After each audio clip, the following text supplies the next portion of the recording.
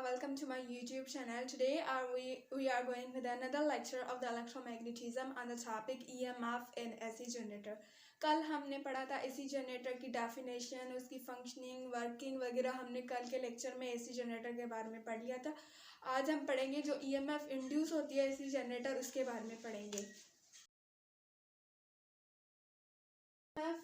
जो होती है AC जनरेटर में पढ़ा था कि AC करंट प्रोड्यूस होता है, EMF इंड्यूस होता है। तो जो जनरेटर में EMF इंड्यूस होता है वो बराबर आता है साइन थीटा के बराबर आता है। ठीक है, ये आता है AC जनरेटर में जो EMF होता है वो इसके बराबर होता है। हमें ये नहीं पढ़ना कि ये कैसे ट्राई हुआ, लेकिन हम ये पढ़ सकते हैं कि AC जनरेटर में जो EMF होता है वो नाप साइन थीटा के बराबर होता है। जो W होता है ये ओमेगा को शो करता है और ये क्या होता है, एंगुलर वेलोसिटी होती है।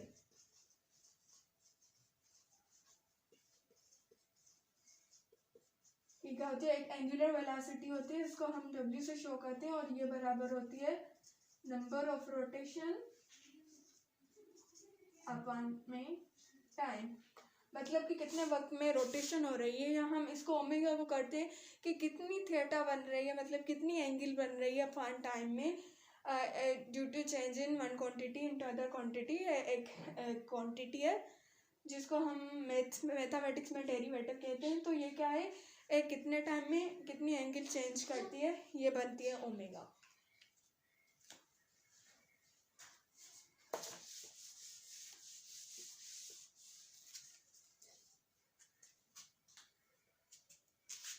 हमने पढ़ा कि EMF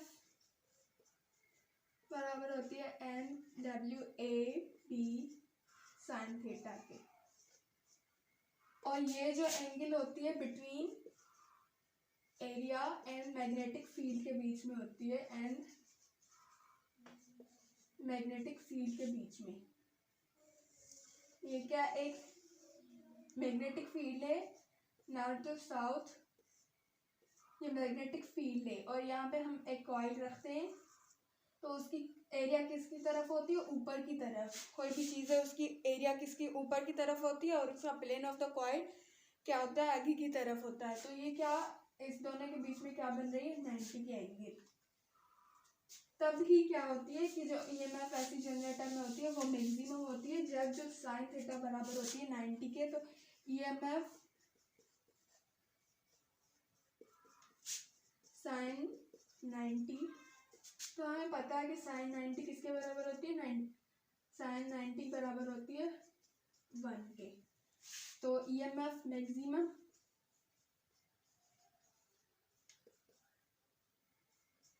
किसके बराबर हो गया, नाप।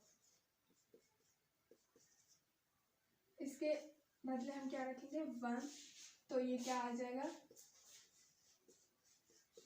EMF मैक्सिमम किसके बराबर है, एंड ओमेगा AB के बराबर होती है जो EMF मैक्सिमम होती है। ये हम इधर लिख लेते हैं क्योंकि हमें काम आने वाला है कि EMF मैक्सिमम किसके बराबर आई,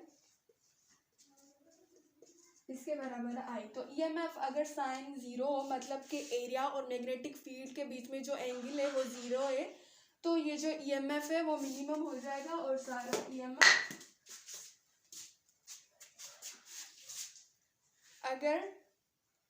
अगर एरिया और मैग्नेटिक फील्ड के बीच में एंगल 0 है तो EMF मिनिमम हो जाएगा, मतलब कि सारी EMF वो होगी वो 0 के बराबर आ जाएगी। हम कह रहे हैं कि एंगल बिटवीन एरिया और मैग्नेटिक फील्ड क्या है, 0 है। तो EMF साइन 0 हम लेंगे तो हमें पता है कि साइन 0 किसके बराबर होती है, 0 के ही बराबर होती है।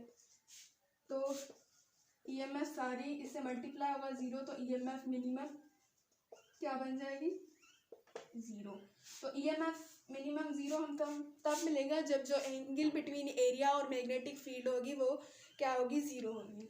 और मैक्सिमम तब मिलेगा जब एरिया बिटवीन एंगल है बिटवीन एरिया और मैग्नेटिक फील्ड जब 90 होगी, तो EMF हमारी क्या आ जाएगी, मैक्सिमम आ जाएगी। If the angle between area and magnetic field is neither 0 nor 90. अब जो एंगल है बिटवीन एरिया और मैग्नेटिक फील्ड के बीच में जो एंगल है वो ये ना तो 0 है और ना तो 90 है। अगर वो जो एंगल है वो बीच में है और 0 और 90 के बीच में है वो एंगल, तो हम जो ईएमएफ लेंगे वो क्या लेंगे, इंस्टेंटेनियस। मतलब कोई भी एंगल है, ना वो 0 है ना 90 है, तो ना मिनिमम ना मैक्सिमम, तो वो जो ईएमएफ हो वो इंस्टेंटेनियस है। तो ईएमएफ इंस्टेंटेनियस क्या होगी, किसके बराबर होगी,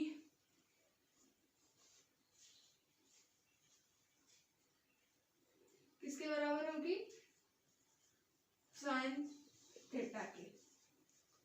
और जब हम ईएमएफ, हमें पता है कि जो ईएमएफ मैक्सिमम है वो किसके बराबर है, नवाब के बराबर है। तो हम इस NWAB के बजाय हम ईएमएफ मैक्सिमम लिख सकते हैं। तो हम NWAB के बजाय हम क्या लिखेंगे, ईएमएफ मैक्सिमम, और साइन थीटा वैसा का वैसा।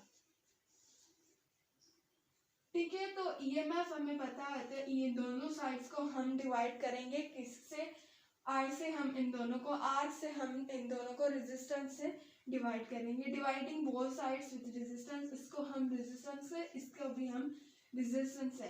According to the Ohm's law हमें पता है कि ओहम्स लॉ के मुताबिक जो V होता है वो डायरेक्टली प्रोपोर्शनल होता है I के, वोल्टेज डायरेक्टली प्रोपोर्शनल होता है I के, वो V बराबर हो जाता है R I, यहाँ पे लिख देते हैं V is equal to R आई,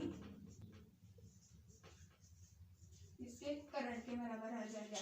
तो ये क्या है, एक ईएमएफ, ईएमएफ किसी के बराबर होता है ना, किसके बराबर होता है, V के बराबर होता है। V अपॉन में R किसके बराबर हो जाएगा, I के। हम ये सारा I के उठ लेंगे और ये भी हम I का ले सकते हैं, और साइन थीटा। तो ये आ गया इंस्टेंटेनियस ईएमएफ। इसको हम कहते हैं पल्सेटिंग करंट। ये जो आई आया है ना, वो क्या है, एक पल्सेटिंग करंट है। इसमें हमें पता चला कि जो, इसमें से हमें पता चला जो कि एसी जनरेटर में करंट होता है वो क्या होता है, एक पल्सेटिंग करंट होता है। हमने पढ़ा होगा कि एक होता है स्टेडी करंट, बहुत से हम फंक्शंस में, बहुत से हम फार्मूलाज में क्या यूज़ करते हैं, स्टेडी करंट यूज़ करते हैं, जो कि वो एक यूनिफॉर्म होता है। मतलब कि हमें वो करंट यूनिफॉर्मली मिलता है। तो 5 एम्पियर हमें मिल रहा है करंट, तो हमें बहुत देर हमें क्या मिलेगी, 5 एम्पियर ही मिलेगा करंट। लेकिन ये क्या है, एक पल्सेटिंग करंट है। पल्सेटिंग करंट का मतलब क्या होगा कि कब जो करंट होगा हमें मैक्सिमम आ रहा होगा, और कब जो करंट होगा हमें वो मिनिमम आ रहा होगा। लेकिन एसी जनरेटर जो होता है, हम जब जनरेटर चलाते हैं तो हमें क्या मिलता है कि स्टेडी करंट मिलता है। लेकिन हमें तो पता है कि एसी जनरेटर में पल्सेटिंग बन रहा है करंट, और हमें मिले स्टेडी करंट रहा है। ये कैसे पॉसिबल है कि हमें मिल रहा तो बन तो पल्सेटिंग करंट है, लेकिन हमें मिल स्टेडी करंट रहेगा। इसका रीज़न ये है कि अगर ये हमें पढ़ा होता है कि जो आर्मेचर होता है उसमें क्या होती है, लेंथ वाइजिंग पेयर होती है कॉइल की, लेंथ वाइज। तो कब ऐसा होगा कि इसमें मैक्सिमम होगा इस कॉइल में, और कब ऐसा होगा इसमें मिनिमम होगा, तो मिनिमम मैक्सिमम मिल जाएंगे, एक कांस्टेंट बन जाएगा। और कब ऐसा होगा इसमें मैक्सिमम, और कब ऐसा होगा इस पे मिनिमम, और मैक्सिमम मिनिमम बन के हमें एक क्या मिल जाएगा, स्टेडी करंट मिल जाएगा।